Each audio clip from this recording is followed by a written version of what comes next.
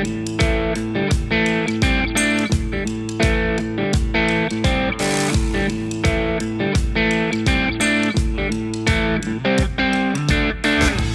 and gentlemen, welcome to the Crime Dawg Podcast with your host and content creator, Johnny FIORICA, who thought that the Hilton Apple Fest was a place to get a new iPhone. Sit back, relax, and enjoy the show.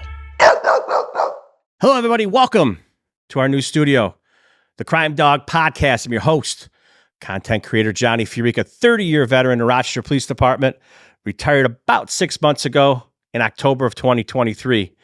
I got two co-hosts with me. First on deck, he's a 20-plus retired detective with the RPD. He was a legendary street cop. He was a SWAT cop. He was a homicide detective. David SIMPSON, welcome to the pod. Happy to be here, boys. Thank you, Jay. First nice clap. to get a clap in person. First clap in the studio, David. It is. It's very nice. It is a nice touch. You're welcome. Nice touch. Paid me to do it. Don't rub my shoulders. Right. That sweet voice you hear in the background, his name is Jason Blanchard.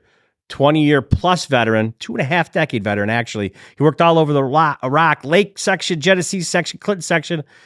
He is the self-proclaimed alpha male of this broadcast, self-proclaimed 1994 Hall of Famer, and he is the current lead hostage negotiator on the RPD hostage team. Jason, welcome to the pod. Johnny, it's, again, a hell of an introduction, a lot embellished. I appreciate it. I take all the accolades when I can get it, so thank you. Yeah, well, I do like to embellish. Listen, I got to do full disclosure today, boys. You ready for this one? I got to share something with you. So You're not smart. that too. But Okay. Wait, ready for this one? Wifey says, hey, I got to go to at home. I said, okay. She goes, I'm going to go. I'm like, all right. You want me to come? She goes, no. Okay, I won't come. You want to come? It was one of those conversations. So we jump into, we go to at home. What's right? at home? I don't even know. At home is that like furniture, patio. It's like a home store. Okay. All right. So we go there and she says, I just need one thing. So we go inside the store. I am not BSing you. Hour and a half later, two of the pull hand trucks, full with two at-home helpers and me and my wife loading stuff into the truck. Everything gets in the truck. Kind of, we're both a little befuddled on how we got here. She turns to me and goes, it's all your fault. It's all your fault. She goes, I came here for a toothbrush holder and some dishcloth. It's just about $2,000. I'm not going to say what it was. It wasn't quite $2 bills. Did you get anything cool for the studio?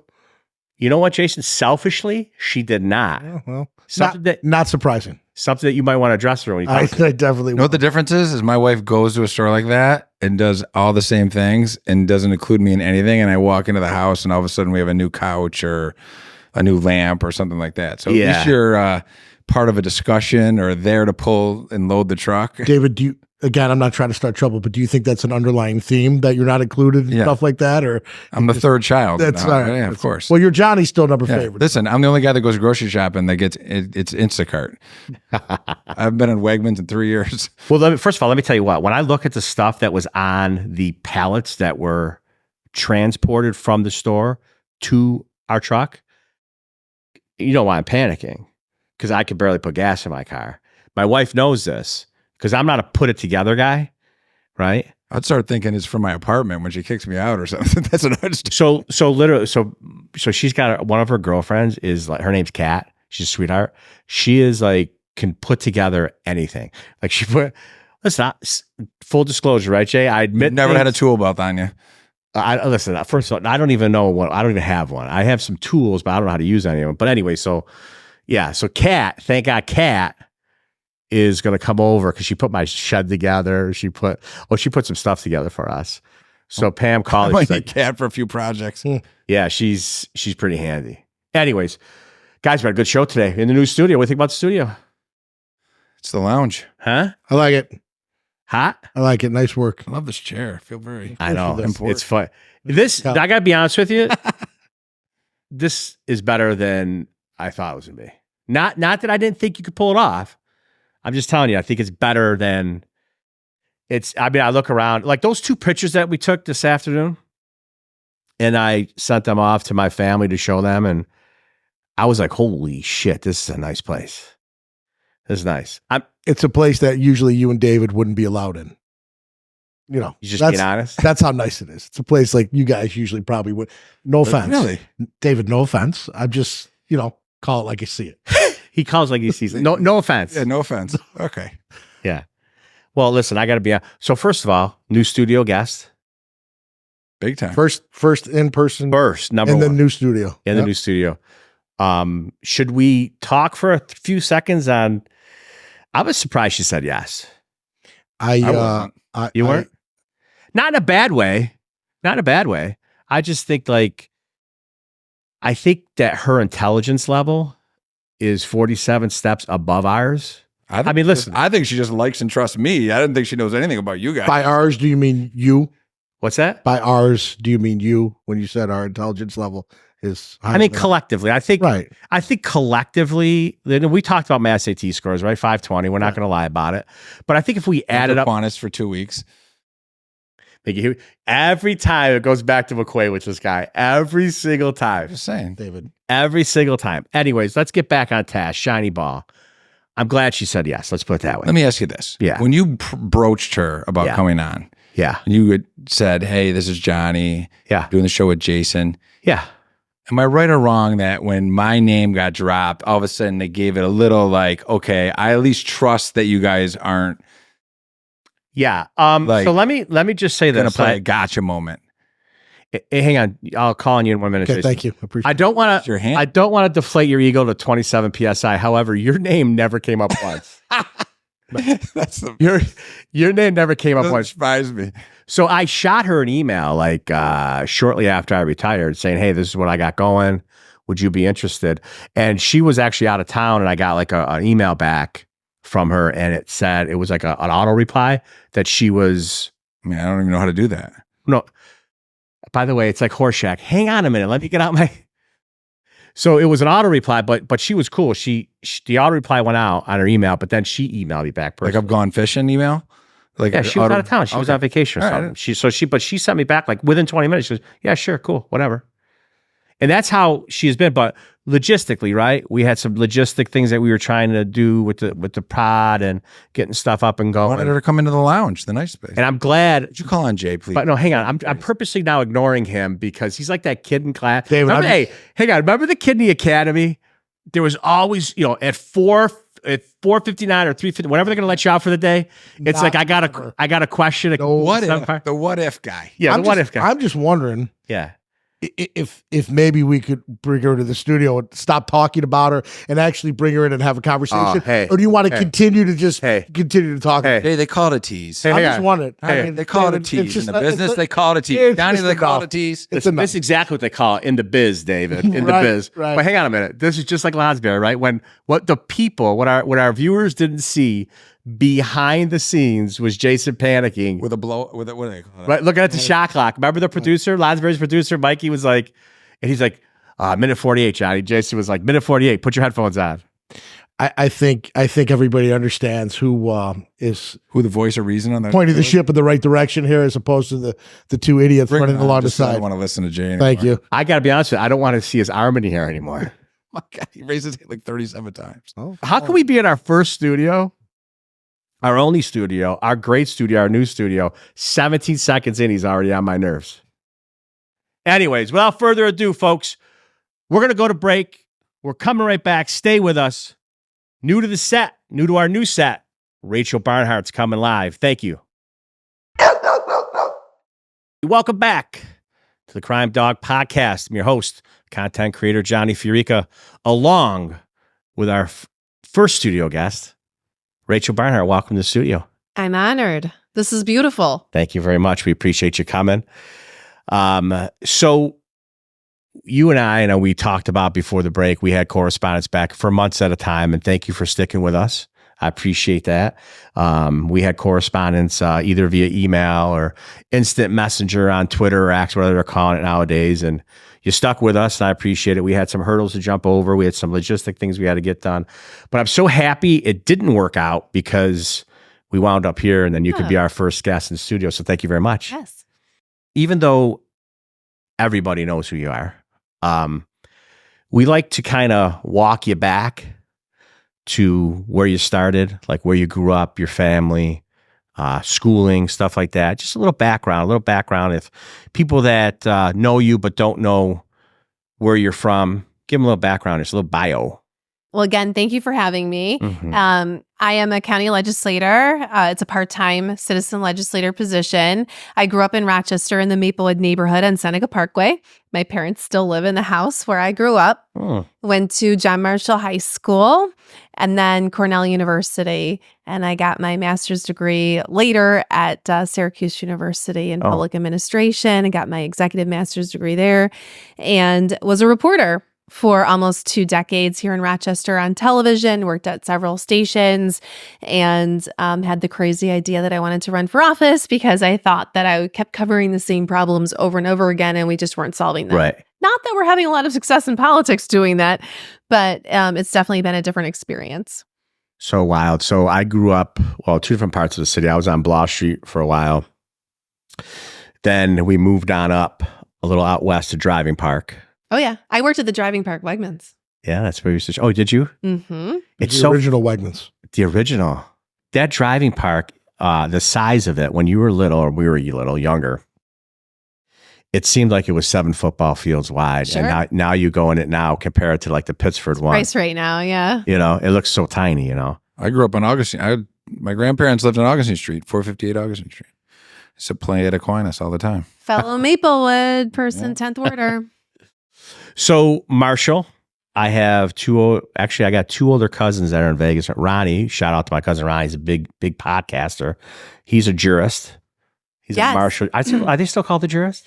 No, the school's not even open anymore. And my dad worked there as a math teacher and then dean of students. He was still there my freshman year and then went on to Edison. So, I had a connection to that school for a long time. Yeah, my 2 other cousins graduated. My older sister graduated from Marshall.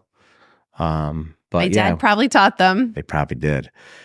Cornell University. Mm-hmm. Jason and I, we are graduates of Brockport State, the SUNY system. Jason, do you want to give Rachel your line? Well, Brockport is the SUNY of the Harvard system. They just don't let anybody in. It's the Harvard of the SUNY. The Harvard of the SUNY system. That's correct. So you're saying that our degrees are equivalent? They're similar. I would say they're similar. I mean, David was another product of SUNY, but wasn't. I went to Geneseo for a year before I decided to go somewhere else to play hockey. So I actually went to a real SUNY school, and then I don't know what he means by that. Then I went to Fredonia, to finish my degree.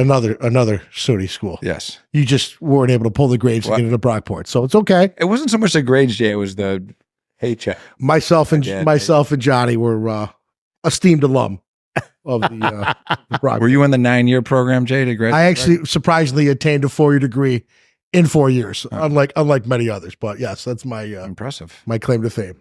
He did 4 years at Brockport, then he did his sophomore year at Plattsburgh. So hurtful and not accurate. Well, anyways, that's Jason's claim to fame. He claims that we went to the Harvard of the SUNY system. I let him plug that. I footnote his material. He doesn't footnote mine. But anyways, so Rach, it's cool that you had listened to some of our things that we talked about, some of our pods. I am not saying this to be politically correct. Most viewers probably think that we're on either end of the spectrum when it comes to most topics. I don't think so. I think that by the time we have a dialogue about some of the things that we're going to talk about, I think we're going to be pretty close. And that's what I think. I mean, probably. I definitely make it a point to try to accept invitations from people who I might not have I go on Lonsbury a lot. You know, I don't need to be ideologically aligned with people to have a conversation with them. And I do think that there's a lot of places where we can find common ground for sure. Definitely in the last few years, there have been extremely polarized topics as it relates to policing, which is what this group talks about quite a bit. But I don't think I've gotten a fair rap on a lot of things because I do think that things are just so polarized. And I also think that because of that polarization, anything someone says that's on the opposite side people tend to take in the most worst possible way, in extreme bad faith, and twist the meaning. So, and then you get pegged as something you're not. So anyway, I look forward to the discussion. No, Rachel, I don't know if you know this, Johnny. I don't mean to interrupt, but we hosted the Lonsbury show. We're kind of a big deal. So, I didn't mean to interrupt you, Johnny. Right. Sorry, I missed it then. We're super, super big deal. Yeah, super. But no, so it was funny because I was like, we created the platform, and I hate to use that term, but because we kind of felt like there wasn't that dialogue. There wasn't that discussion. It just seemed like everything is pointing fingers, bad words towards each other. And I mean, hasn't anyone ever thought of just sitting in a room, shutting off your phones, shutting off the television, shutting off everything, and just having a dialogue like it used to be? You know what I mean? And that's what we created this platform because we felt like there was a need for that. We thought that there was an open lane, that there was a gap. And we especially felt, especially relative to law enforcement, for our brothers and sisters, as you know, there is rules and regulations about speaking. There's the rules and regulations. So yes, if Johnny FIORICA is involved in something in the news media, Johnny FIORICA can't stand in front of a news camera. Your union. Right. But I can't defend Not when you're in uniform, not when you're on the job. It's best to just be standing at the union hall with your rep. Right. So at the end of the day, it's a nice place for people to come. We hope more people like you, who, like you said, who feel as though they might be 100% aligned with us, maybe opposite. Everybody's welcome. Everybody is welcome, and we want anyone to know that's watching this, they're welcome here. You know what I mean? Great. So one of the first topics that we wanted to at least start off with, and I know we joked a little bit about it, a little bit off camera. We do talk about bail reform a lot. We do talk about bail reform. I do follow you on the twits. And the twits or tweet? I follow her on the twits. On the X. I don't say X. I just can't even bring it up. I can't do it either. I'm with you. I say Twitter. Yeah, I follow on the Twitters. Right. And I mean, I think that I felt as though that's a topic that, I mean, if you hear our stance on it, I think that, but why don't you just delve in and say what your thoughts are on some bail reform? Sure. So generally speaking, I support bail reform. I also really support using data to set public policy. And so far, it does seem like the data supports bail reform, although there could be some areas where there could be some tweaks. That being said, I think that when we have arguments over bail reform, like, for example, this recent incident with the city security guard who was beat with a baseball bat and the suspect was given an appearance ticket, there was a lot of outrage about that. But I think the outrage is not about the fact that bail wasn't set. I think the outrage is that people just wanted this person held before trial. And I think when we talk about bail reform, people need to be very clear about what it is they actually want. Do they really want bail set? I don't think they want bail set. I think they want the person held. Because this particular person in that case with the baseball bat owned a home and had a job. You know what that means? They would have posted bail. Yeah. They would have posted a high bail. So why was that so important? I don't think we were talking about bail reform. I think we were actually talking about pretrial detention. And so I think that we get our terms mixed up all the time. And it's a little frustrating to me because I want to focus on the practical impacts of what we're talking about. The practical impact of setting bail for this person is they would have been out the next day. What have you accomplished? And a few people tweeted me saying, well, it would, ensures they go back to court. And I said, well, let me tell you something. If they didn't go back to court, they'd have an arrest warrant and then they lose more. So I'm not sure that we're really using the right terms. I think what people really are trying to say is they want pretrial detention, which is a completely different debate. And certainly, I don't think pretrial detention is appropriate in all cases, particularly for people who haven't been found guilty. And for people who do have stable situations, and I know that there's a debate over the dangerousness standard, but I think there's a lot of evidence showing that judges take dangerousness into account anyway, even though they're not supposed to. Jay, you look like you're chomping over there. Well, I think one of the things that kind of we've talked about and kind of resonates when people see particularly the CPW, the criminal possession of a weapon, right? The illegal firearm that somebody's carrying in the city of Rochester, Monroe County, state of New York, wherever it may be. We speak to the city because that's where we all worked. And when you get somebody carrying that illegal firearm, and David has said it, anybody who has an illegal firearm isn't carrying it without bad intentions for the most part. The people who have legitimate firearms go through the process, they carry it, they register it, they purchase it properly, and they're responsible when they're carrying it. So the concern is from a law enforcement standpoint is that, the officers on the streets that are out there encountering the people with the illegal firearms, when they make those arrests, and they're great arrests, we used to have those people at least held for a period of time, and you felt like you've done your due diligence, you went out, now they're going to at least appear before a judge and get the ball rolling and be held. And now it seems like, man, these guys are out quicker than ever, and it's from a law enforcement standpoint, it's frustrating because overall, the job should be to make the community safer.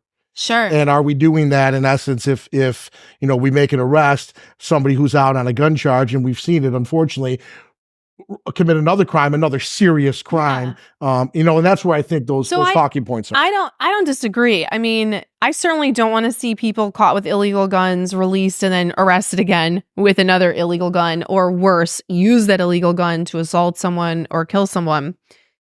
What is the data telling us about people arrested for that charge? What is the rearrest rate? What's going on there? And then do we have to do something with that law?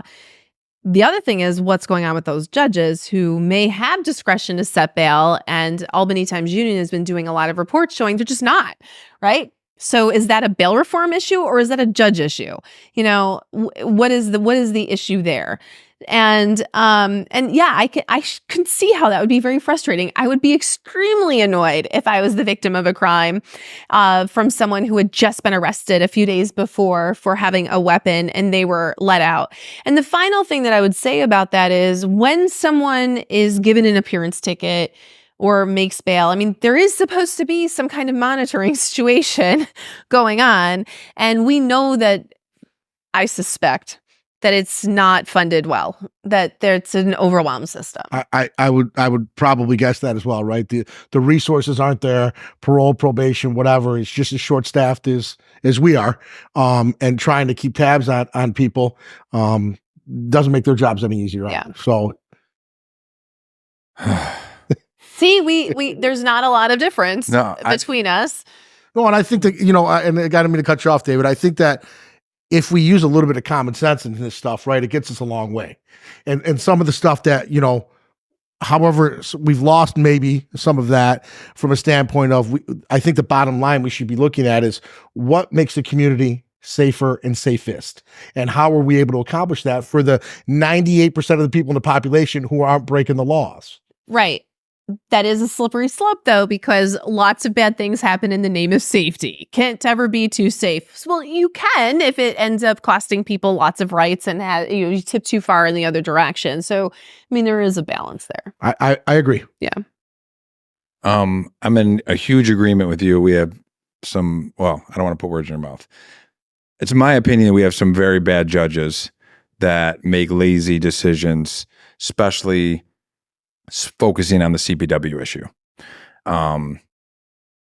So I'll say that I'm in agreement. I think that's sort of what you were saying. Well, I'm not casting aspersions on our judges. I'm not. What I would say, though, is some of their statements, like if you look at what the court system, some of the things they're putting out, they're even saying that some of the packets they're getting from police are just bad. Like they don't have enough evidence. Like maybe the police need to do a better job with the cases that they're making as well. So, I mean, there are judges that are letting out individuals on CPW arrests. If they have the discretion to set bail and they don't, my suggestion is don't focus. Bail reform is not the issue. And I see a lot of propaganda blaming bail reform when it's not that, it's judicial discretion. Okay. And I think we really need to make the difference there, because it's not fair to blame bail reform when the judge had discretion to set bail. Okay. And what's your take on, one of my pet peeves is the constant recidivism as far as the petty larcenies and stuff like that going on the stores that are going. So how can we address? I feel like that needs to be addressed too, because one thing I know about criminals, and this is based on my experience, and I think most of you guys would agree on this, is criminals are not dumb. And when they see a weak point in the system, it's like sharks in the water. And when you know, through the media, through social media, through experience, show a criminal that it's like water. Like they go to where the path of least resistance is. So if they know they can go to Rite Aid and steal every day as much as they want, and they're never going to go to jail and they're never really going to get punished, they're going to do it. And it goes a step further. The guys that are higher up the food chain in the criminal world then see an opportunity to form an organization that sends out people to steal for them so they can put it out on eBay or wherever to make money. So that has to be addressed, because clearly the larcenies that are going on across the state, and it's killing these mom and pop stores especially, and it's even making some of the bigger stores say, you know what, I don't want to be here. And I would love to see Albany address that. You know, the constant recidivism would be awesome to address that, because it's out of control. I had mixed feelings about the whole retail theft crackdown, because on the one hand, I don't disagree. If you've got a conspiracy going on, a criminal organization going on that's, you know, doing all this stuff, and that's a different level than someone stealing diapers from Target. That's just different. And I think when you talk about holding people for petty larceny, it's uncomfortable because that is not a serious charge. But what if it's their fifth one in a month? But that's just it. Then you get into the whole mentality of 3 strikes and you're out, where people are like in jail for life for having done like not very serious things. Well, that wouldn't be right, but holding them because they've committed a crime 4 or 5 times a month until they face some of their charges might be a way to keep them from doing it again. It's possible. I mean, I think what you said about the common sense is really, really important. But when you take away someone's liberty, okay, the question is, why is it important enough to take away their liberty? What exactly have they done? What have they stolen? How much has it been? Like, I just think you have to weigh all these factors. You're taking away someone's liberty. But don't we have to balance out the victim in this? Don't we have to kind of? Some of these folks haven't been convicted. And I do think it's a balance, Dave. I absolutely think it's a balance. And I do understand that frustration, and maybe we haven't struck that balance yet, but I think that wanting to lock up people who stole a pack of cigarettes even 5 times, I could see how that would make people uncomfortable. Hey, folks, hang on. Armageddon has arrived. David may have found someone who agreed with him, but we're going to take a quick break. Listen to the sponsor coming up. We finally got some sponsors. But we're going to take a quick break. We're coming back with some more good conversation. Rachel Barnhart. Stay tuned, folks. WorkAlerts.com. That's WorkAlerts with a Z. WorkAlerts helps retail, restaurant, hospitality operators control their labor costs and better communicate with their staff through simple, easy-to-use work scheduling and text messaging system. Set budgeted hours for your departments to prevent overscheduling, manage employee time off requests, and availability. Again, that's WorkAlerts.com. WorkAlertz.com. Labor management and employee engagement made simple. Rachel, thanks for sticking with us past the break. Enjoying it. Appreciate it. David, we took a break. You and Rachel were having a nice discussion relative to bail reform. Why don't you pick up where you left off?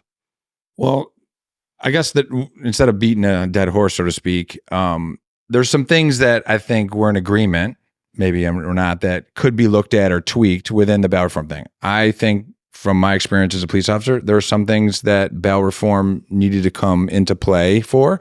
And I think there's some things that went too far or that we need to kind of tighten up on.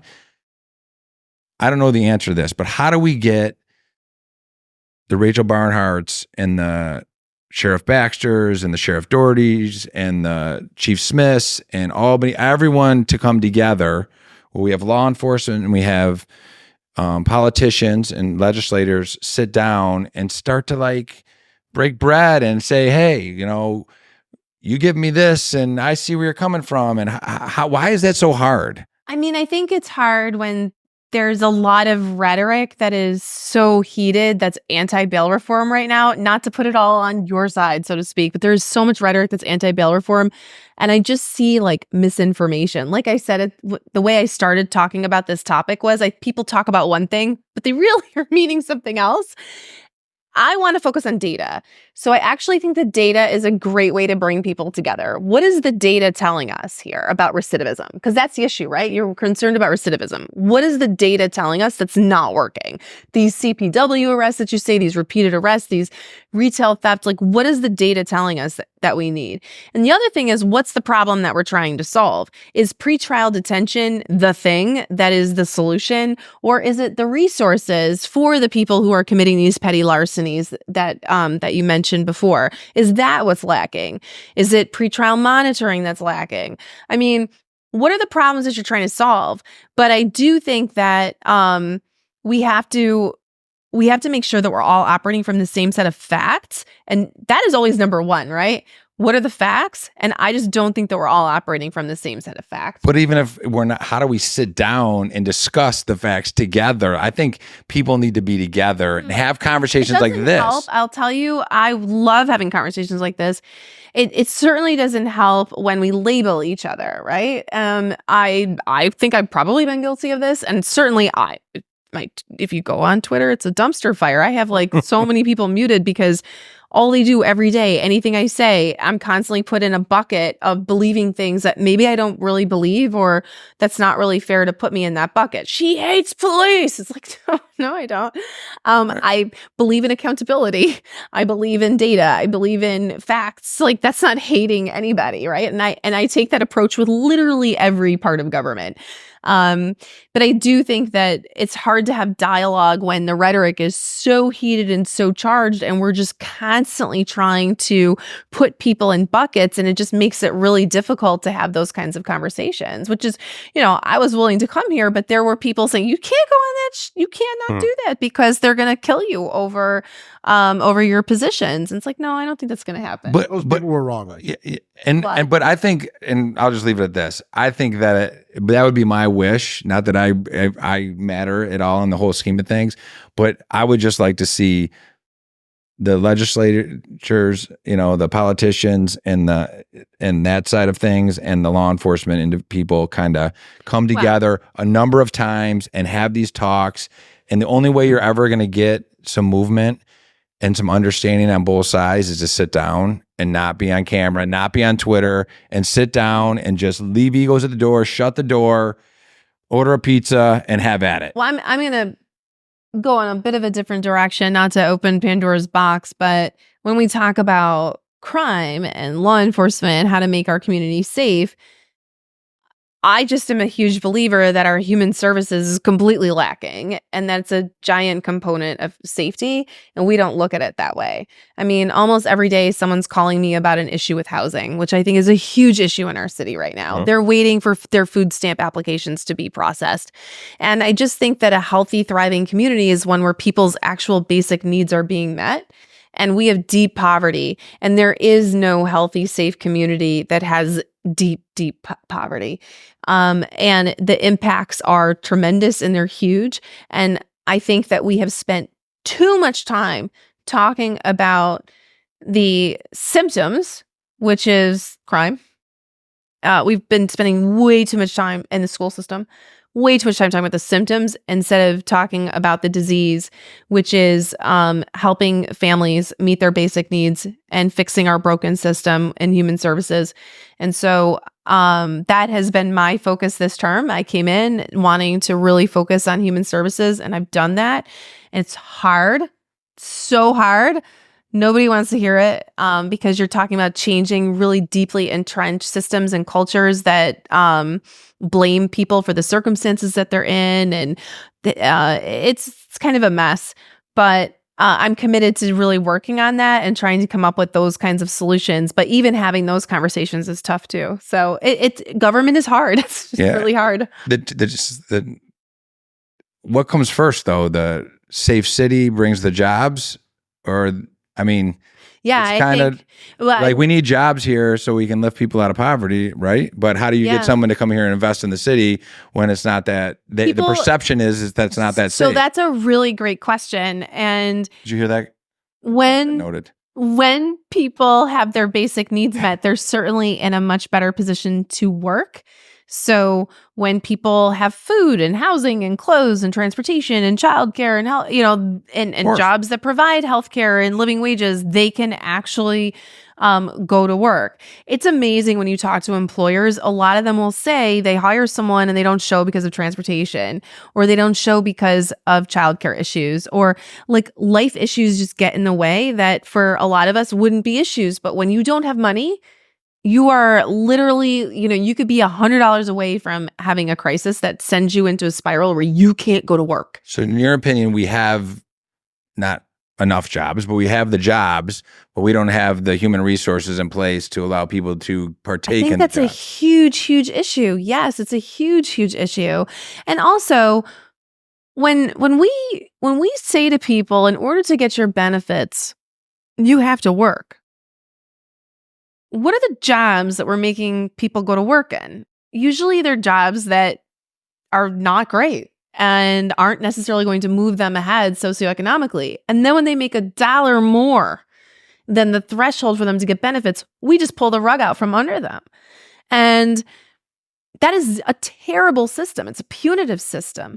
What we find when like guaranteed income programs around the country, guaranteed income is just giving people money, but it's a targeted group of people, not like universal basic income that Andrew Yang wanted to give everyone money. Guaranteed income is we're going to take a targeted group of people that is financially under-resourced. We're going to give them money and see what happens. And so for like $500 a month, $1,000 a month for a year to 18 months. And what we find is that people quit the second job often, spend more time with their kids, and their kids do better in school. We find that they are more housing stable, or they move to better, safer housing and they don't get evicted. We find that they take a class, get certified, get a better job, move ahead. We find that they pay off that debt, or they're able to actually just survive, to keep their families afloat and keep their jobs and not have these crises that set them back. It is more efficient. It gives people choice and freedom over their lives, and it helps them move ahead because people know what is best for their own lives. We have a guaranteed income program right now that's an experiment in Rochester.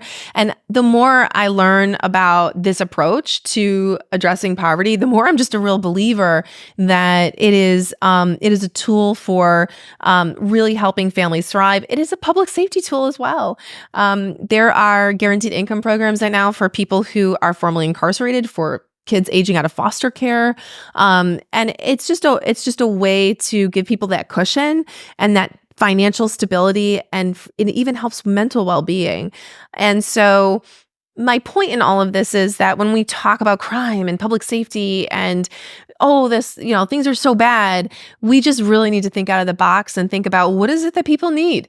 What is it that people need so that their kids aren't out there, with the Kias and stealing things and this and that, and what does that family need?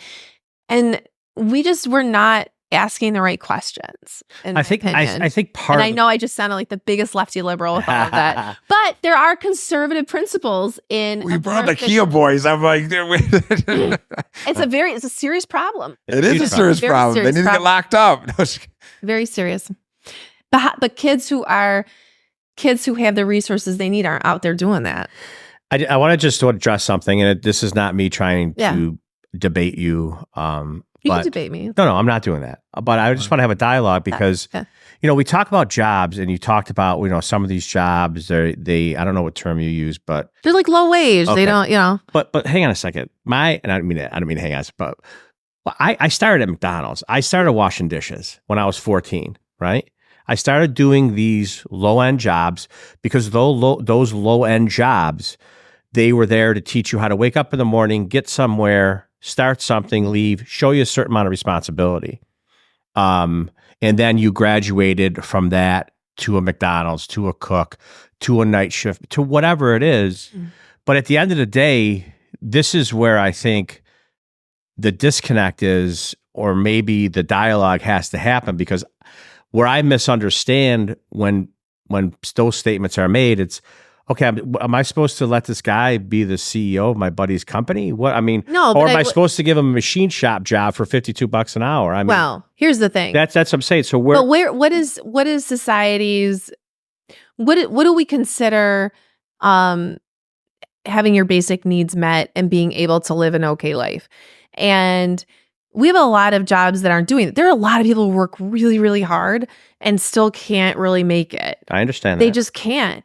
And then we say, but pull yourself up by the bootstraps. But they make like I said, they make $1 more, and we're taking it all away. We're saying I get emails from people who worked overtime and they got their food stamps taken away. The overtime wasn't available the following month, but they had to wait a whole extra month for those food stamps for their kids. And they're dying. They're like, we have no money. We have no food. They got to go to the food pantry.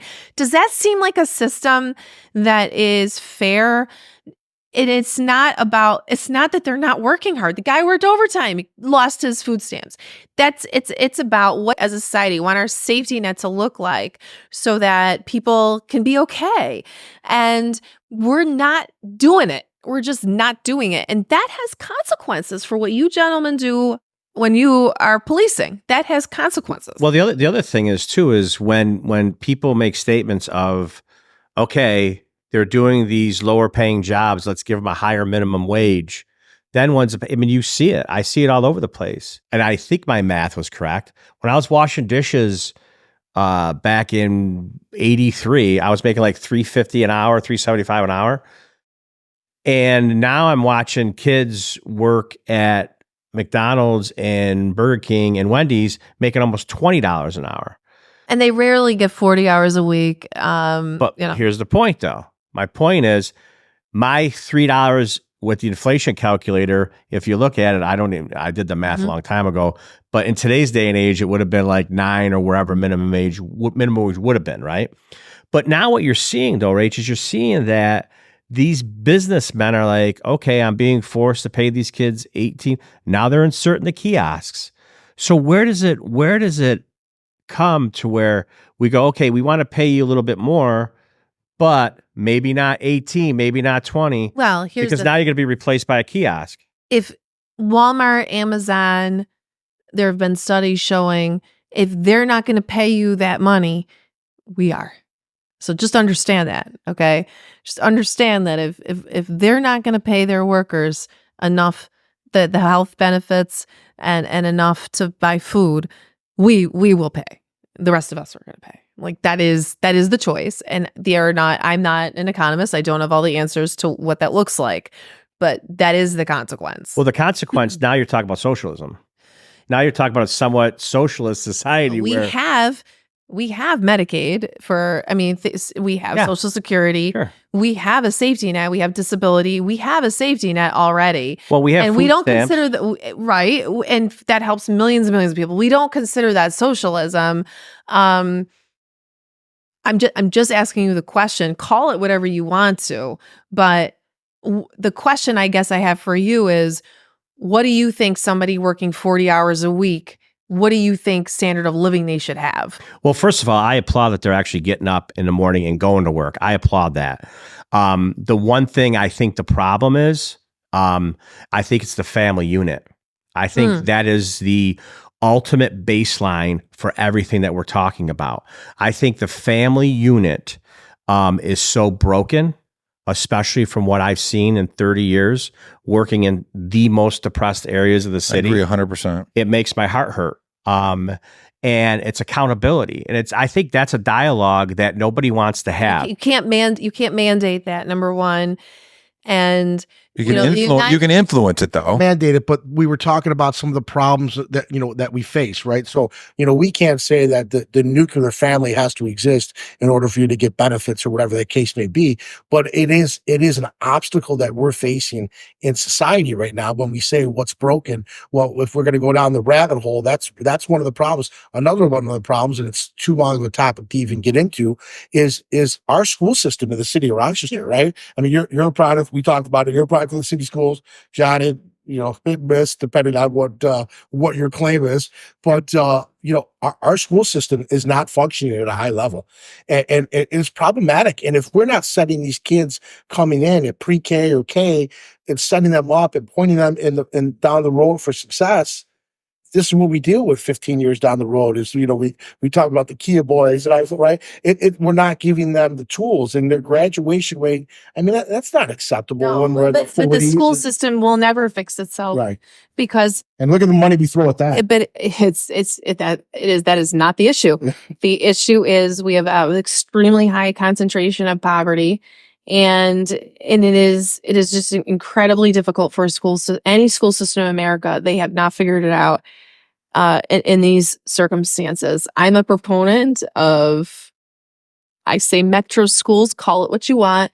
It doesn't have to be countywide. There are other mechanisms we can do it, but I do not believe the city school district can fix itself without integrating socioeconomically, which I know is like the third rail. We got a good dialogue going. I don't want to do this, but we're up against a break.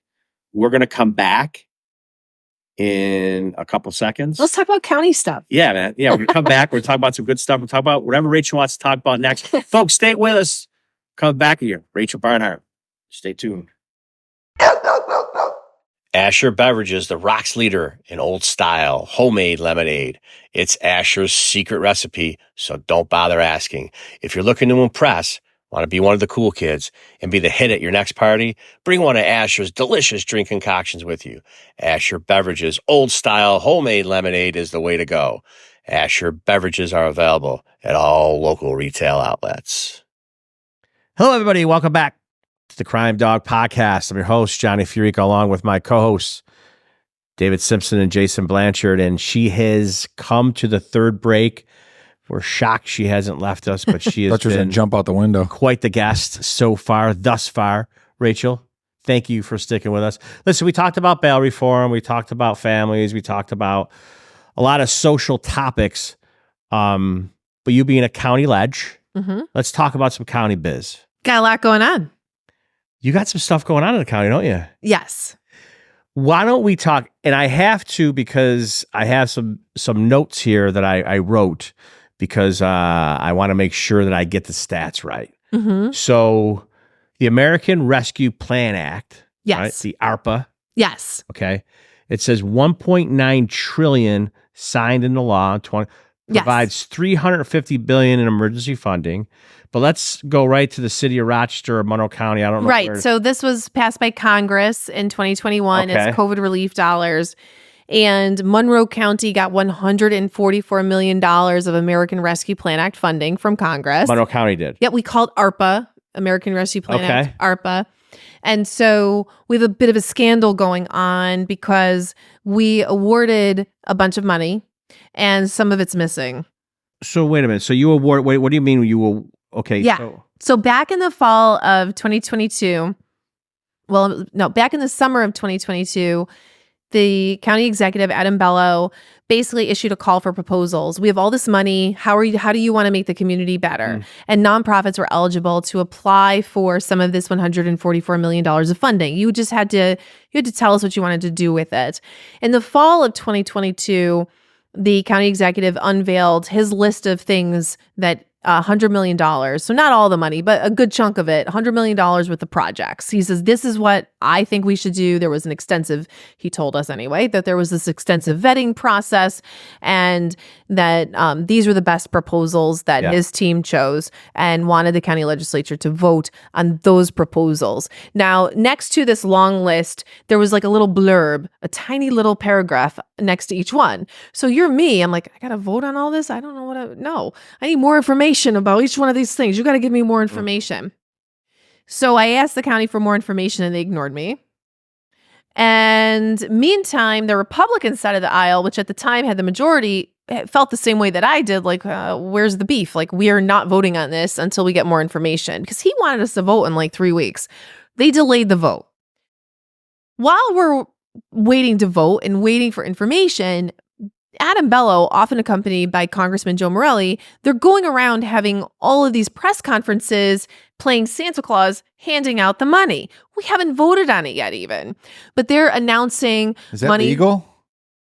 I mean, apparently it is. I don't think it's ethical to do it that way at all, because you are putting a lot of pressure on the legislature to say yes to these projects. I mean, could you imagine being a soup kitchen and we're going to offer you, and the county executive and the congressman are holding the fake check for you at an event that hasn't been voted on yet, and then me as a legislator, I'm going to tell you can't have that money. Rachel, it's very difficult. not to cut you off, but I'm wondering. I'm trying to keep with the chain of thoughts here. So they're going around handing out these monopoly checks. My question is, how did these places even become in the mix? So they had to apply. So remember, I said that the county executive said, "We have all this money. Apply. Tell us how you want to spend the money," and he chose the best. What he said were the best applications. So there was lists that came in, and yes, there was a competitive process. But that wasn't those. But we hadn't voted. We hadn't voted on it yet. It's arbitrarily decided these were the businesses. I mean, he wouldn't say it was arbitrary, but yes, he said these were the nonprofits. Yes, these were the nonprofits that he said should get the money. So it was delayed, and then we later found out that he had a pressure campaign behind the scenes to get the nonprofits to lobby the legislature to vote. So they had a press conference. They started sending us letters and emails. They came to speak to us, and he orchestrated this to pressure us to vote on these things. I finally got my information. They said, if you want to see these applications, if you want to see what's going on with this funding, you have to come into our office in person, and we will show you the applications. I made an appointment. They put a bunch of binders in front of me that were like this thick, a whole bunch of them. I'm thinking, I don't know what I'm going to do here. But eventually, I basically just had to satisfy myself in saying they clearly have gone through this process.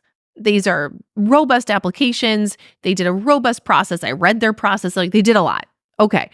You know what? I'm going to vote yes on this. They clearly did a lot to vet these applications. They seem like worthy projects. I don't love doing it this way with all these things lumped together. I don't love it. It's if I feel rushed, I feel like we shouldn't vote on all this in one thing, but I'm not going to win that argument.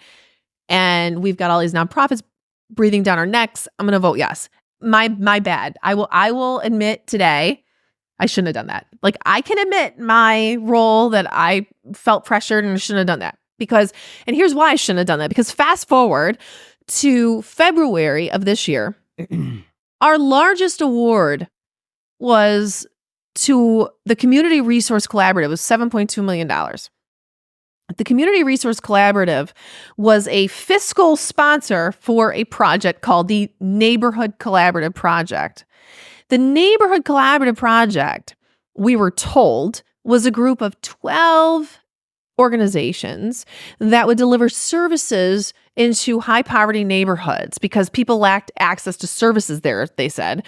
So we're going to do services. What services? I don't know. It doesn't say. But we're going to give them services into neighborhoods. And that was going to be the big thing. Sounds nice. And they did a whole press conference, again, before we voted, did a whole press conference with these people, Neighborhood Collaborative Project. CRC was called a fiscal sponsor. That means that they would essentially handle the money. So these organizations would submit their vouchers for reimbursement to CRC, and CRC would submit the bills to the county. They were essentially like a pass-through, so to speak. They'd handle the money and give it out to these organizations. CRC mismanaged the money. There's about $250,000 missing of the $1.1 million that went out the door, and we don't know where it is. The night I found out that there was money missing and the nonprofits hadn't been paid, these nonprofits were stiffed, essentially, of this money. And it was very serious. These are small nonprofits. So I start researching this fiscal sponsor. I start doing some research on it. Within 10 minutes, like it's like 2 a.m, and I stayed up, I'm like, because I found out late that night. I'm like, I got to find out what's going on. Within 10 minutes, I'm like, this is a big scandal, because this organization had just recently formed, last year handled only $50,000, and we give them $7.2 million to handle. It's located in this lady's printing business. What's the name of the lady that runs it? Her name is Tina Paradiso, and she was big in like workforce development, and she was mentoring at-risk kids with her print shop. What's your connection to Bella? It doesn't seem there is one. She definitely had a connection to the Chamber of Commerce. Like, she was definitely big in with like workforce development stuff. Trust me, I was looking. And I think there are other motivations for why this happened the way it happened. And immediately, I determined just from public records, this was a completely unqualified vendor, totally unqualified vendor. And I issued a statement, knowing that they were having a press conference the next day, issued a statement saying, I have a lot of questions about why this unqualified vendor was chosen as a fiscal sponsor. Why did we even need a fiscal sponsor? We need a thorough investigation into what happened here. I feel completely misled as a legislator. We were told there was vetting. Like, I don't even understand. 10 minutes on the internet tells me this is insane. So they do this press conference on February 8th to announce we're cutting off the funding to CRC while we do this investigation. And they attack me at the press conference. Now think about this. There's nonprofits that are ripped off. But Rachel Barnhart's the problem? Now, I'm a former reporter, so what do you think I'm thinking? Yeah. So wait, so this money comes from D.C. Now, Yes. It went all to Monroe County. Did some go to Malik Evans 100. City? They got their own pot. They got their own money. Yep. Okay. Who controlled that? City controlled their own pot. Okay. Through City City council? same type of process. Yep. Now, with their process, which I know you're a county ledge, so I don't know how much you're. Did the city at least do their stuff right that you know of the best of your knowledge? Or I have no idea. okay, but you're saying just on your end with the county ledge, so 100 and something million goes to Monroe County. Yes. And now these for-profit, not-for-profit places are now mismanaging this. So that gets into the other thing. So then, under the threat of subpoena, the legislature is essentially telling Adam Bello, we have a lot of questions about what happened. Do you think? And Adam Bello is saying, well, we're going to do this forensic audit. We're going to do this audit of what happened. But I knew in my head, just from my experience as a reporter, that audit is not going to look at the county and what the county did wrong. It's only going to look at what they wanted to look at. Okay. And it did. The audit comes back and it really did only look at CRC's mismanagement of the project. And it definitely, it was a mess. But because we threatened Adam Bello with a subpoena, 15 legislators, me, Mercedes Vasquez-Simmons, 2 Democrats, and all 13 Republicans, because a lot of my Democratic colleagues just really aren't willing to challenge Adam Bello in any way. So we formed a majority to basically say, you've got to give us all the documents that you have, all of it. They give us 4,000 pages on March 22nd, I think it was. And I spent the whole weekend basically read all 4,000 pages. Oh a lot of it was repetitive though, but I went through it and I was able to construct an analysis, sort of a narrative of what happened.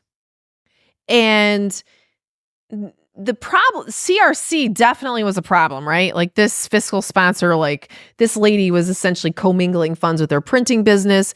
She was drowning in debt. She was taking money from over here. She's taking the ARPA money that was supposed to go to nonprofits, using it to pay other stuff. It was a mess, complete and utter disaster. Was that in all the 4,000 pages? That was in the audit that the county did. Did she give a statement or did she lawyer up? I'm sure she's talking to the feds. That's my guess. That's my guess. I shouldn't say I'm sure. My guess, she went silent, lawyered up, and my guess is she's probably doing lots of things like that. I have a hard time believing the feds didn't come in and immediately investigate that because it's their money. Hang on a second. So you're basically saying that she said, "Oh, I better get in front of this," and she has never done a public statement. Her lawyer said it's not what you think.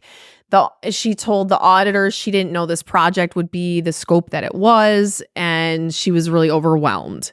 All right, so all these just for full disclosure, we're all saying allegedly because we don't know what happened. Oh yeah, no, that's fine. So at the end of the day, you have somebody that was, like you said, commingling funds with a private entity, her print company, allegedly. Yeah, this is what the audit said. Yes, and then the audit. Okay, and then, but wasn't there a point person in the county? Yeah. That said, hey, this is the thing. The 4,000 pages essentially showed us that the county not only missed all these red flags in the application, which I had just pointed out, what are we doing? Why are we giving these people money? It also, the county's monitoring of this project was completely deficient. It also revealed that the county had already labeled this project a high-risk project because they'd never handled this kind of money before, and they didn't determine it was a high-risk project until after the county legislature voted. So, they're telling us we got to vote on this thing, even though they had never done a real assessment on their ability to handle this money. So here, I know I got a ton of questions. This is my detective brain going. So hundreds of millions come in from the government, or 144, yeah. Okay, 140 comes in. So nobody from Monroe County said, hey, because obviously you got the guy at the top, Bello, who is the county exec. So obviously the guy at the top, kind of like the coach of the team, he has people underneath him. Who did he assign to say, this is a project that Jim Smith, or not Jim Smith, I don't mean it literally, but I'm just using that term generically. Jim Smith or Nancy Smith is going to handle. Who's the point person? Yeah, this is the point person. This is the people underneath them. You got all this millions. Yeah, it's it's a big open question. It sounds convoluted. It's a big open question to me why they got this money, who gave the order, how did this happen? I think that needs to be investigated by authorities. I think it's a law enforcement question. And the only other thing that I would point out to this group that I think is very relevant and what I'm honing in on here is a big part of my narrative is that I told you that these 12 organizations came together to form this wonderful collective that would go into neighborhoods.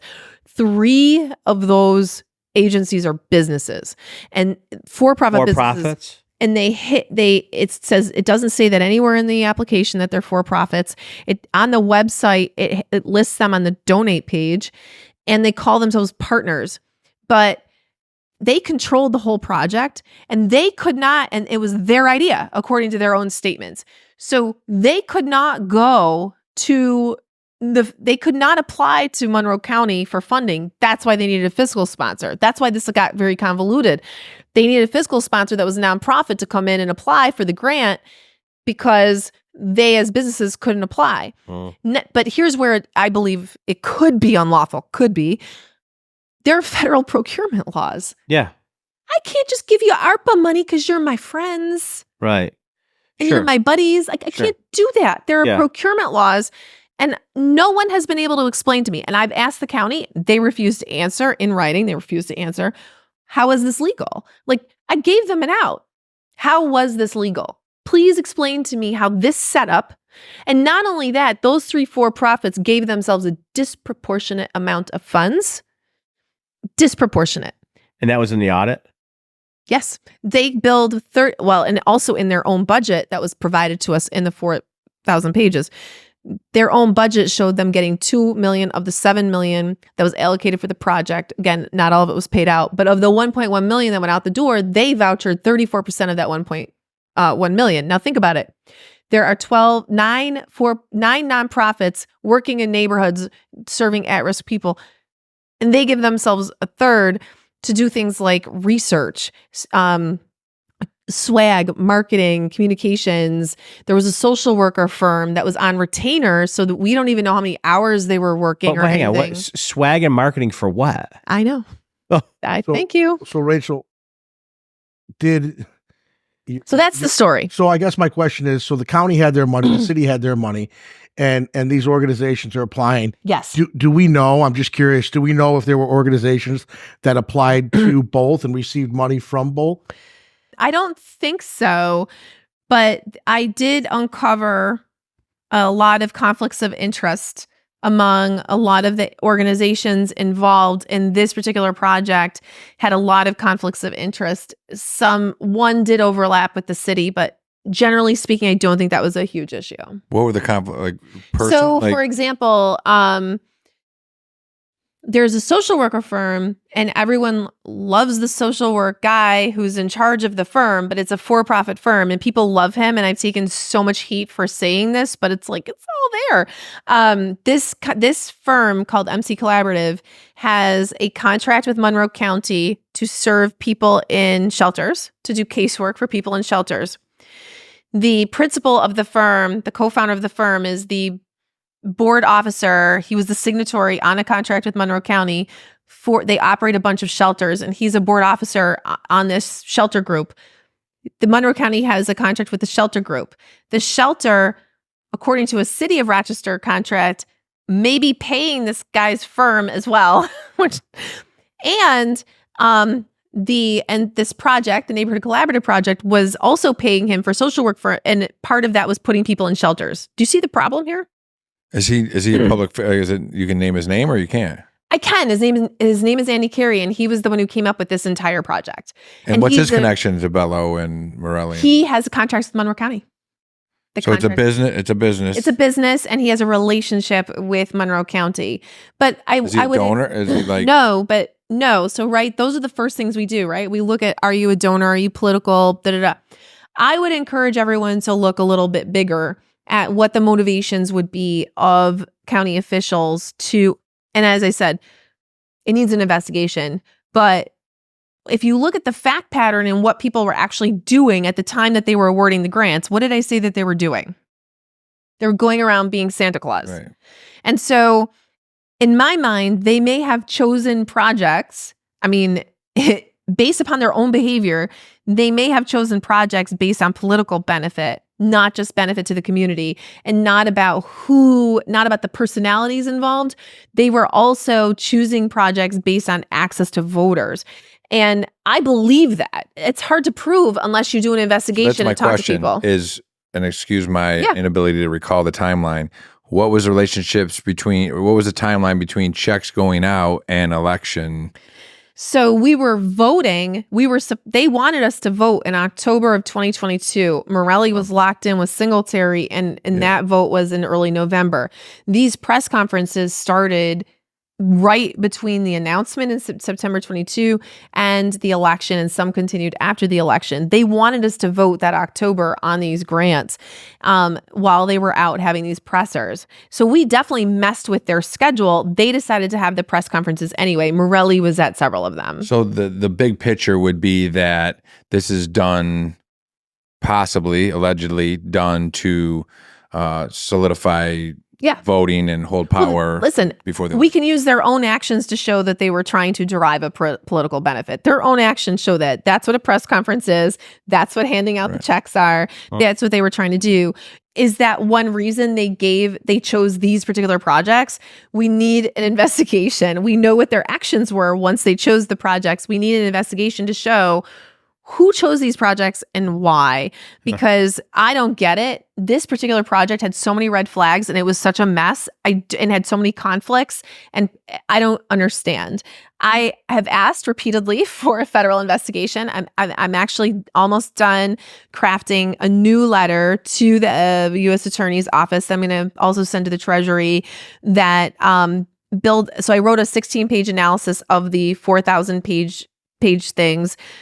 More information has come since then from both the county and videos that people keep putting up on their Facebooks about what they did. So I have compiled an updated narrative. I'm sending that letter. I'm not making that letter public, and just sending it off. And I hope it's investigated. Are you going to put a file up like you did previously where people can access like everything you've done and see these? So my analysis from March 26th, I think, it's 16 pages. It pretty much lays out most of what I told you and more. The updated letter that I wrote to the federal, the FBI and the U.S. Attorney, I think I'm sending it out tomorrow. I'm almost done. The reason I don't want to make it public is there's some things in there I just don't want to share publicly. Some communications. There's just sources type stuff. Yeah, and I don't want to get people in trouble if they didn't do anything wrong, right? It's a letter basically saying you need to look at this. I do have footnotes. I have I always put all the information there, but there's some stuff in there. I'm like, I don't know if it's, if I'm really comfortable making this public, because there are people who may not want their information out there. And, I've said enough. I mean, people know where I stand on this, and they just need the stomach to, pursue it.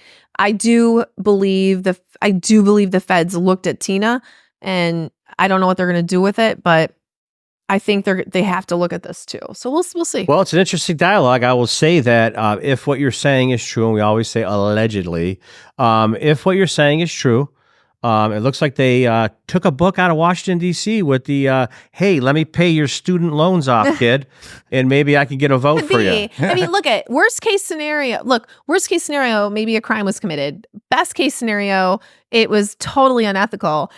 Either scenario, the legislature has the obligation to fix it. They want us to vote on Tuesday on this new fiscal sponsor, and I'm just very uncomfortable with the whole thing. And so we can still fix it no matter what. Well, we got a lot more to talk to you about. Okay.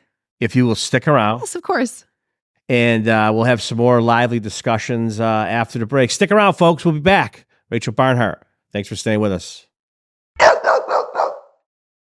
Hello, everybody. Welcome back to the Crime Dawg Podcast. I'm your host, content creator Johnny FIORICA.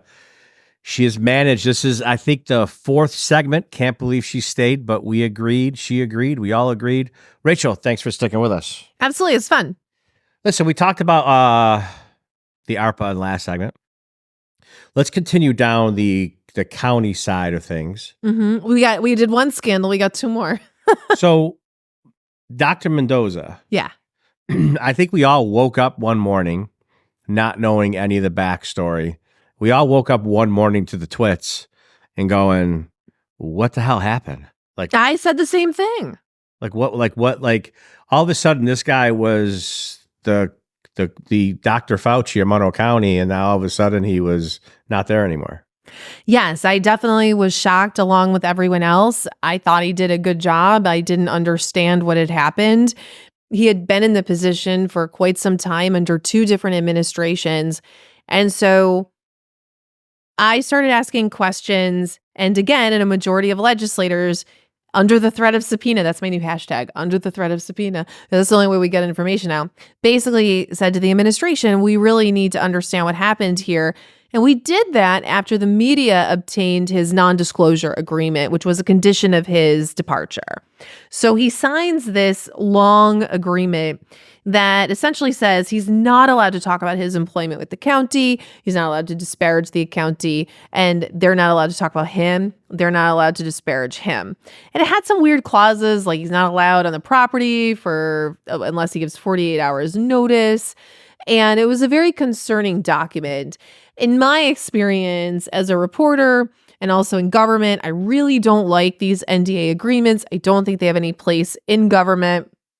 And I think it just raised even more concern here.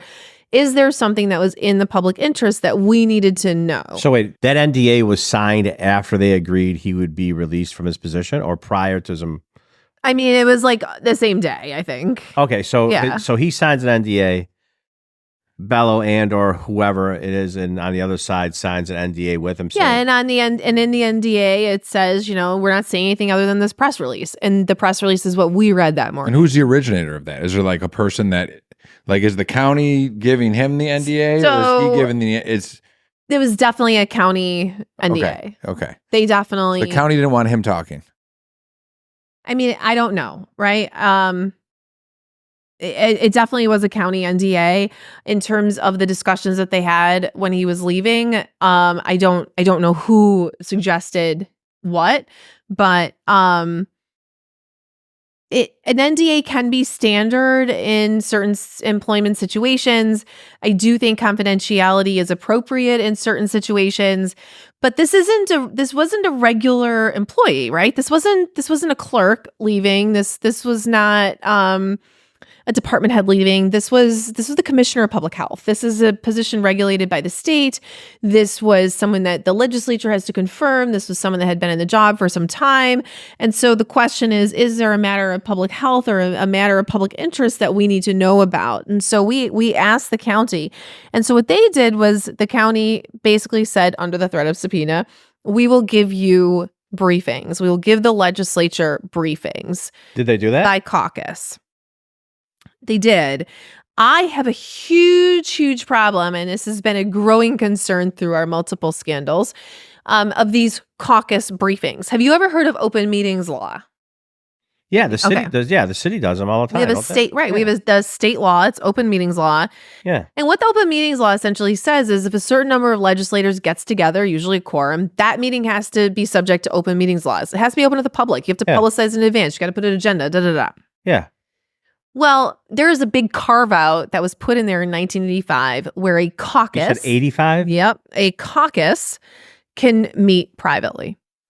And the caucus can do whatever it wants. It can But what's the guidelines for them to meet privately? Anything we want. So a caucus is a party caucus. It's a legislative caucus. So all the Democrats are in a caucus, all the Republicans are in a caucus. And so basically it allows all the Democrats to meet, and it becomes very problematic if you have if you're in the majority. They could just take care of business, take care of public business before you ever walk into the chamber in this caucus meeting. That we do public business in caucus meetings. I don't like it, but that's a different topic. But what the administration has been doing is the Bell administration has been saying, we're only going to give you information in caucus briefings, like sensitive information. And we could go into executive session in a public meeting, which I think is a better way to do it. But think about it. You're separating. I don't know what they're being told. They don't know what we're being told. And they did this with ARPA. We'll give you briefings. So freeze frame. Hang on. What do you mean they? So did they separate Dems with Republicans? Yeah, that's what the caucus is. So Okay. the Bello, The Bello administration is essentially saying, "Hey, you want some information, Johnny? Well, you can get it in a caucus briefing with us." Right. So separate. Now, when you're in these caucuses, do they gag order you to talk? Like you can't. So one of the problems with these caucus briefings is the administration is essentially saying, "Well, Rachel can't come," and just you. Well, with the ARPA, they have done that for quite some time with me. And then with the ARPA, Mercedes Vasquez-Simmons, another legislator, was also asking questions. They said she couldn't come either. But who decides who goes to these caucuses? So generally speaking, anyone who's a member of the caucus can go, but what the Bello administration has been doing is using these caucus briefings to essentially abuse their power and take away legislative power to the extent that we allow them to do it, which we have been, by saying which legislators can be in these meetings. But is there like bylaw or like? No, we don't have any bylaws for our caucus. So, but he could say who's in and who's out on the caucus? He can. So they wrote this in 1985? Right. And they haven't amended it? But what Bello is doing is not part of the law. Bello is just essentially abusing the caucus briefing system to say who he wants to talk to and who he doesn't. What the legislature should do is tell him to go to hell. The legislature should say to him, no, we're not doing caucus briefings. We're going to do it in the chamber. And if it's sensitive enough that we have to go into executive session, we will do that. But stop abusing this caucus system to give briefings to the legislature. So here's how it relates to Mendoza. They said you could have private briefings as a caucus. So the Republican caucus had their briefing. I think it was like at noon last week on Thursday. We had our briefing at 4:30. I think we had two different briefings, the Democrats. I went to the one at 4:30. So we walk into this room. I already wasn't happy with this briefing. We walk into this room and there's a piece of paper in front of us saying essentially that we're not going to talk to the media. Okay, that's fine. We're not going to talk to any entity. Okay. We're not going to talk to any other person. Well, I'm sorry. I can't talk to other legislators about, so I don't know what you're about to tell me. You mean to tell me that I can't talk to the person next to me? Wait, is this a sheet of paper that you all have to sign? Wait, we walk in, hadn't seen this before, just put in front of us. If we want the briefing, we have to sign this. Did you sign it all individually or like, was it a big sheet with all the lines on it? Every single one of us had one that we. Okay, so you had to sign it. And if you didn't sign it, we had to walk out. They told us we had to walk out. Okay. Has this been done before for anything else, Rachel? I have never been subjected to this. And I was so offended because I'm a legislator. I'm a trusted elected official. For you to make me sign something like that is ridiculous. But the thing that I had a really bad problem with is she was literally stripping us of our power with this piece of paper because she was saying that I can't talk to other legislators. Who's she? This lawyer, this outside counsel. Bello's not even there. This is like he sends a lawyer to do it. Sends an outside counsel, and the counsel for the county is in there. Can I ask a quick question before we get too far down the road? Two questions that might be simple answers. Number one, you're signing an NDA as an elected official. I'm signing an NDA to get information about an NDA. Yes, right. As an elected official. Yes, and then I'm able to talk to your constituents about it. I mean, That's right. I think that could be appropriate because, again, it depends on what you're being told, being She confidential. couldn't even talk to any of the legislators. But that was my problem. Well, Yeah. so that's my second Well, question. it is a definition of a person. So now you're also signing an NDA. Why? Right. What was the articulation that the Republicans were going to meet and the Dems were going to meet? Oh, they want to avoid open meetings laws. But we could have gone into an open You meeting. can't have a caucus with both Republicans. No, and No. that Got it. violates open meetings law. Okay. But we could have had an open meeting and then vote to go into executive session. I got Can it. we And cover we that at could've- Brockport? And we could have asked all these questions about process in an open meeting. Mhm. Well, anyway, I start arguing and I say, I'm not signing this unless there's a caucus carve out. At least I can talk to my caucus and other legislators. And because the first question I said to this lawyer, I said, well, You did I this. can't- You did this. You did that. I said, I can't talk to other legislators. No, you cannot. And I And you went can't, like this I again? can't, I mean, how are we supposed to do our legislative business? And I said, well, can we at least talk to our caucus? Oh, yeah, you could talk to your caucus. I said, well, it doesn't say I can talk to my caucus. And then she says, well, okay, I'm going to say you can talk to your caucus. Well, you got to put that in writing. And then she says, well, you can't talk to people who weren't here in your caucus. I mean, give me a break. All right. I mean, it's just ridiculous. So I wrote at the bottom of my page with caucus carve out, and she claimed she was going to send something around, but at least I wrote it on mine that I signed. Just absolutely ridiculous. So then- basically, no one knows what then we listened to her thing about what happened. her explanation. Her explanation of what happened with Mendoza. And what did you say that was again? Yeah. What happened? And I can't tell you. But what I will say is You can tell us. No one's No. listening. No one watches us, Rach. Yeah. Come on. What I Eight will- people are gonna watch. Spell it. What I will say is one Dave's side. mom doesn't even watch. Yeah, It's my one mom doesn't side. even watch, Rachel. Can you But believe that? it's one side of the story. Let me tell you, what we were told, it really wasn't much, and All right. and it was one side, and I don't believe that was all that happened. All my training experience tells me there's always Oh, I like another that. side. That's a cop term. And all my training experience tells me the truth will come out. And I don't know what I'm being totally honest. The And by the way, NDA, hey, I don't know. What happened. NDA didn't fit what they told you happened to get him. It did. I think. Let me tell you. I think what they told me was true. Was it a fireable? I think it was You their don't have to tell truth. me what happened though. Would you say it was a fireable offense? I literally can't answer that. What I would say is I think what they told me was their version of the truth that they believe is true and might be true. But In your That's opinion, was it a fireable offense? I can't. Well, see, because I'm not I even. can't tell you Bailey, just relax. Yeah. Yeah. What? I don't know. It was a question. I can't do that. I will say that under state law, you are not allowed to do NDAs for things like sexual harassment, or you're not allowed to do things Okay. that are like super Right. that are really bad. You can't do that. I think we got one side of the story. I think there could be multiple truths here. I believe that there's more to it. And I would, if anyone would like to send me an anonymous letter in the mail, please do. And I will pursue it. So when I'm vibing here, boys, and we're going to pretend Rach is not here for a second, I'm thinking that she may not be against Mendoza. It may be something that someone might have, and we always say alleged because we don't know, made an allegation, and then he just bowed out just to kind of save face, and then he walked out the door. You see what I'm saying? You follow my rationale? I don't even care what the rationale. I guess my only concern or question is, I mean, NDAs, and for those, we've said this term 1,000 times, and I'm sure everybody listening knows what it is, but for like, if there's any friends of David who are way smarter than David, an NDA is a non-disclosure agreement, right? I think we get that. My question is, from a political standpoint, right, with elected officials that we voted for, right, that we put in power, Yeah. and their salaries are paid for Yeah. by taxpayers. Yeah. I think that we should have a right to have a little bit more knowledge than just an NDA that would be signed at Xerox. Well, Rach is saying that it's like, I think that's true, right? I mean, I definitely think that Yeah. Adam Bello and Dr. Mendoza should have disclosed more about this departure. That being said, I completely understand why they wanted to handle it this way. I just think there's more to it, and I want to find out if my hunch is correct, but there's nowhere for me to, I guess what I'm trying to say is there's nowhere for me to go. There's nowhere for the They legislature. boxed you out. There's no, right. they boxed everybody Not out. only did they, Well, yeah. no, right. But no one else will do any digging. She'll actually do Right. some digging. So they. But I think most legislators accepted this explanation.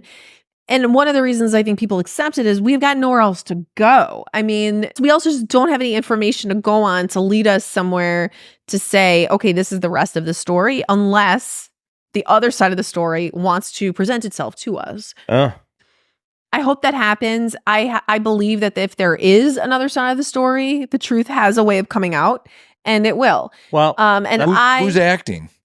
Oh, I don't remember her name, but there was there is someone in place. Oh, yeah. Though. Okay. Well, let me ask the $1 million question. Let me ask the $1 million question. Is there a lawsuit, or was there a settlement regarding the doctor's departure? If there is, I'm not aware of Call anything. him FV. Oh, baby. he got How can he'll call him Johnny Cochran? compensated financially when he left for his. Yeah. Oh, no. That's not what I'm asking. No, but you're asking if what I'm there's saying is- something. You're asking if there's like a settlement, a call him taxpayer settlement. I'm not aware of one that's outside of that know. agreement. I really wish him well, and again, it's one of those things where if the truth wants to present itself, that would be great. And maybe there isn't a bigger truth. I just think there might be. And that's all. But stop in Thirsties and ask them. When things are done like this, though, with maybe secrecy attached, it raises suspicion. It does raise. It raises skepticism. It makes them look like there's smoke. I'm not satisfied with what I was told. I have reasons to not be satisfied with the things I was told, and I can't share any of that, but I'm not satisfied. And but I guess what I have to tell you is it is closed for now unless other information presents itself to me. I find it all fascinating, but as a Monroe County resident, what I find really unbelievable is the whole caucus scenario, right? I'm familiar with that. And, I mean, it's in every legislature. It's in from Congress all the way down. but to continue to basically divide and conquer, that's what they've done. right? We're allowing it. Crazy. We're allowing it to happen. And the administration has abused this caucus briefing by essentially saying, if you want access to information, you'll do it our way. And we know you want access, and you'll do it our way. Oh, and by the way, we don't want Rachel and Mercedes to attend these meetings. So don't you dare tell them. I'm when surprised the meeting is Republicans happening. allowed the caucus to happen. That seems like it would be contrary to what I think the Republicans, especially being in the minority party, have no reason to want to participate in this kind of thing. Oh. But it's I will say this, it's an easier way to do government, which is why it's become very common to go through the agenda in caucus meetings, to have your questions answered in caucus meetings with the administration, because then what happens is you go into the committee meetings and then all of your questions are answered. But the public suffers because then the public doesn't hear any of that take place. I gotcha. Does that piss you off that your Democratic people don't back you up? We would need an entire other show to talk about that. Basically, she's saying she wants to come back. Listen, first of all, the only thing I got out of all this is we need to have Frank Umbrino come back, Frankie from the captain of the murder unit, and he needs, after she gets out of politics, put Rachel in charge of some of his cold cases. Oh, yeah. Because they'd be solved. The double initial murders would be solved. Listen, I feel like I'm good at what I do. But I don't think you should be in politics. I think you should ditch that gig and go do something else. I think some of it just and I have blind spots. We all have blind spots. We all have biases. But one of the things that makes me very good at what I do in Monroe County is I'm not part of the group. I'm in the outs. So being on the outs has actually been a tremendous asset in being clear-eyed. Now, if you were to talk to them, they would say, well, Rachel has a vendetta. She doesn't like us, so she's out to get people. But it's actually like the opposite. It's actually the opposite. It's because I'm not in the in-group. Do you like being a politician? I do feel like I'm making a difference. There are days where I definitely feel like I've helped people and made a difference, and it's worth it. And I feel like I'm making an impact on policy. You like being a politician? Yes or no? I think the benefits outweigh the costs, but I will tell you that there have been times where there have been tremendous costs where, I haven't been able to sleep, haven't been able to eat, just have been extremely frustrated and upset about things going on. It's getting better. Like, I feel like I have a better handle on that, but I'm in a group of women where we talk a lot about who are also not necessarily elected officials, but we are in the same world, and a lot of us experience the same things. And sometimes it just feels like you're just bashing your head against the wall every day. And it's hard. It's so hard because it's nasty. It's just very nasty. And news was very stressful in a different way. It's that the news was stressful in the hours, the pay wasn't great. And obviously, just as you police officers experience, you see trauma all the time, like horrible tragedies. It was stressful in a very different way. Politics, I would say the biggest stress is it's so nasty and it's not fair and truth doesn't always matter. And again, the benefits outweigh the costs, but there are times where you really need to learn. You have to develop this other muscle, which for me was easier because I'd been in the public eye for so long, but you really have to develop this muscle where you cannot let certain things bother you because it will drive you insane. Well, Rach, thanks for recapping that and putting us to come around to a full circle. We're going to take one more break. Yeah. We're going to have you come back on the other side. Thanks for staying with us because we got one or two more topics that we want to talk about. Sure. We got the third scandal. Stick with us, folks. We're coming back with Rachel Barnhart in a minute. Thank you very much. Hello, everybody. Welcome back to the Crime Dawg Podcast. I'm your host, content creator Johnny FIORICA. Sitting alongside me for this segment alone is David Simpson. We're going to talk about some things that have happened in the recent past, the last couple of days. That's why our co-host, Jason Blanchard, has bowed out of this episode. He bowed out of our last episode. We talked about the district attorney, Sandra Doorley, and the issues regarding her traffic stop. And we're going to get Rachel Barnhart's take. We're glad, Rachel, that you stuck with us. We're going to do this for our final episode. Thank you for being so benevolent and putting up with the CDP boys, especially with the banter in between breaks, especially with the stuff that goes on that people see, and you've been very patient. We appreciate that. So listen, we put out a pod a couple days ago. The DA, Sandra Doorley, was attempted to be pulled over by an officer in the Webster, New York Police Department, Officer Crisafulli. She was attempted to be pulled over, failed to adhere to his emergency equipment, as you know, drove off, drove to her house, not only drove to her house, ends up pulling into her enclosed garage, attached garage. And then we all know that the video that has circulated not only locally, but it has hit the national syndicates. What are your thoughts on that? Well, the video was shocking. It was very disappointing. It was really hard to watch. And I think it's a really big open question if she's going to survive this. I think she's got to take questions from the public, meaning the media, and she's got to explain what happened here, and she needs to explain to the public how she can go to work every day and be trusted to uphold our laws in an equal fashion, because the double standards have a lot of people, including myself, extremely concerned about her ability to go to work. Is the person who was in that garage that day the same person who is our district attorney? If it's not, explain to us why it's not. And we just learned today that the governor has referred this case to a new commission on prosecutorial misconduct. Only the governor can remove the district attorney pending an investigation. So this is sort of the first step in doing an investigation to see if she should be removed and what that recommendation will be. So I think Sandra Doorley has to make some decisions here, and if she wants to go through that process, if she wants to resign first. I think the calls for her to resign, I think, are appropriate. I could also see her not resigning and waiting for that to happen. So I just think it's a shame. I just was really, really upset when I saw that video. It's like, what were you thinking? So as a point of clarification, because you from a legal standpoint, we had talked, explain to our audience, because you had explained it to us.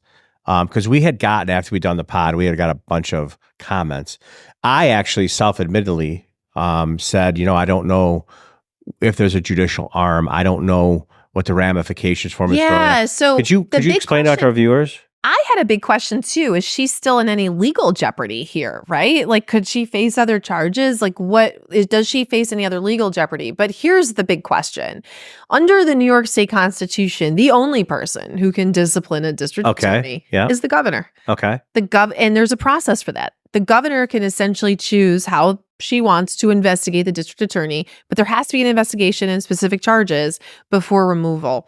And the governor today took the first step in that process, which is referring the case to this Commission on Prosecutorial Misconduct. Now, I have to look that up and see what are the remedies that I'm sure they could suggest removal, but perhaps they do a censure. Maybe they do something else. I don't know. And so there's a lot of questions about process. So the process, but some of the comments that were in our feed on our pod, both on our website and through our social media outlets, a lot of people were talking about the New York State Attorney General's office. Yeah, that was ridiculous. All these people asking for the New York State Attorney General to investigate didn't read the Constitution. That is, she could investigate, but only if the governor made at the direction the of referral. Okay. And the governor did not make that referral. The governor made the referral to this new commission. Yeah, that's a point of clarification that I wanted to make, and we talked about it off camera, and I wanted you to explain to our viewers that, because like I said, when we did the pod, David and I did it, I actually did not know that. One of the points that you made, and that was made relative to some of the things, the comments that were made on our pod and our comment section, and some of the private emails that we got were in addition to what you have said, but her main demographic, in addition to the community, is the police officers, right? Because she's the highest ranking law enforcement official in the county. Can those in law enforcement feel comfortable with her being at the helm? I'm not saying this to... Yeah, I don't know. I think she's lost the trust of a number of groups, but I think listen, I think one thing that went through the minds of a lot of people is, would a black man have been given that grace by that police officer? Probably not. I mean, we see this all the time. We see people not complying and getting arrested or worse. And that was on the minds of so many people when they saw that video, was the privilege that she had to just walk away that a lot of people don't have. I don't think that, and I will say this from a cop's viewpoint, and I'm not saying that you're doing it, but race in that situation would not have mattered to law enforcement. Race and sex would not have mattered. That's not the perception. Right. Yeah. Well, I will tell you this. I will tell you from my brothers and sisters. I'll tell you from our standpoint, because I was in private text messages and conversations with people. It didn't matter if that person was a black person, a white person, a Hispanic person. It didn't matter if it was a male or a female. I don't think it was a matter of white privilege. I think it was a matter of her position, because from a safety standpoint, and we said that on a pod, it's the most dangerous things that traffic stop. There's no way we would allow somebody to go walking back and forth. And I'm not saying anything against Christopher Foley, because he did a great job. It was because of her position that she was allowed to go to and fro in her house, inside and out of that car, in the glove box, out of the glove box. That's a huge no-no. And I will tell you right now, unequivocally speaking for my brothers and sisters, that officer did a great job, because unfortunately it became a political situation at that point. Of course it did. Okay, 100%. However, if that political situation was removed, I'll tell you right now, seeing how professional the Webster Police Department were, they would have been even just as professional if she wasn't who she was, but they would have been detained and placed in the back of a car. So I don't want to, and I'm not trying to debate this with you, but I want to be very clear. It didn't matter from our brothers and sisters standpoint, black, white, Hispanic, male or female. David even said it, in our situations we have to control the situation. if we don't control the situation has the potential And that to go out of control. That You know what I mean? makes sense. But I also think that when you look at policing overall, we have to acknowledge racial disparities that exist, and that perception as well. So, I do think whether it's warranted or not, it is part of this discussion necessarily for a lot of people. Well, yeah, I mean, and again, we're not going to belabor the point, but I understand what you're saying. but I mean, in Monroe County, there was more white guys there than there is when I used to patrol Joseph Avenue, right? Well, we'll see what she has to say about this. I think she will have something to say. If you were her comms team, if you were on, oh geez, I would have handled this completely differently. I mean, for one thing, that statement that she put out before the video came out was completely, it was so lacking to be dishonest. I would have sat her down and said, what exactly happened? And you try to get in front of it knowing that this video would come out. Like, how did she not know? I mean, you just really try to get in front of it and apologize before the public sees it and brace the public for this horrible thing that you're about to see. And instead, she just raised more questions about it, and it came off as dishonest. And then, now that the video's out, it's horrible. And so, from a comms perspective, you do anything from, well, what do you want to have happen here? Do you want to ride this out? And if so, you have to address it. Do you want to resign? Do you think that's the best for you and your family and your life right now? Then maybe you should consider that. But if you want to ride this out, then I strongly suggest just taking your medicine, getting up there and taking the arrows and taking those questions from the media. I think it's going to be inevitable that she'll have to do that. And look, I mean, it's just a terrible situation, and I don't know if she's going to survive it. I just don't. I really don't. I have I agree with you 100%. As bad as the video is, the statement coming out knowing that the cameras is almost like that almost was the icing on the cake. But can the county legislature ask questions, like, in your power? Can you you don't It's funny because I was just curious if you guys would ask questions, or I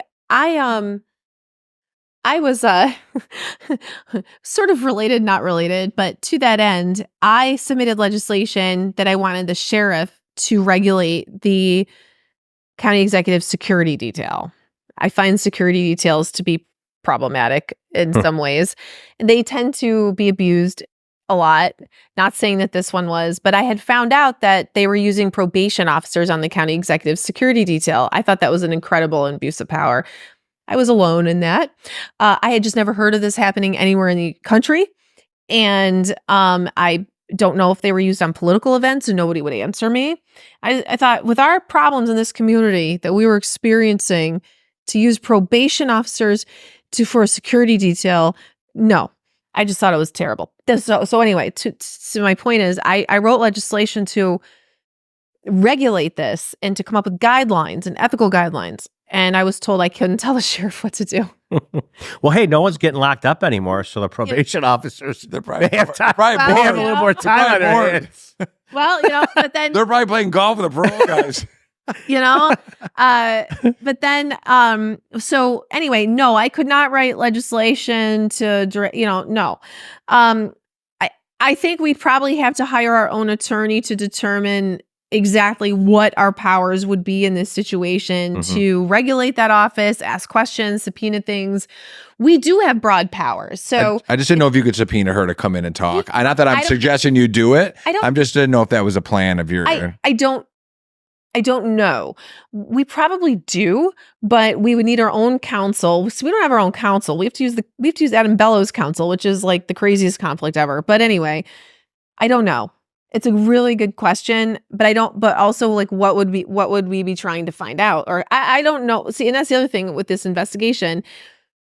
We almost kind of know what happened. This is one of those cases where we know what happened. So the remaining questions are, what legal jeopardy does she face?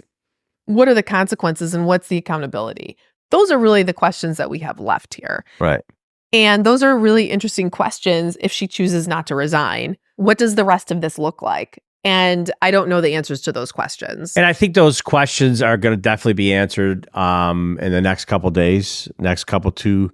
Sure. Well, like a couple of my family members say, the next couple 2-3 days.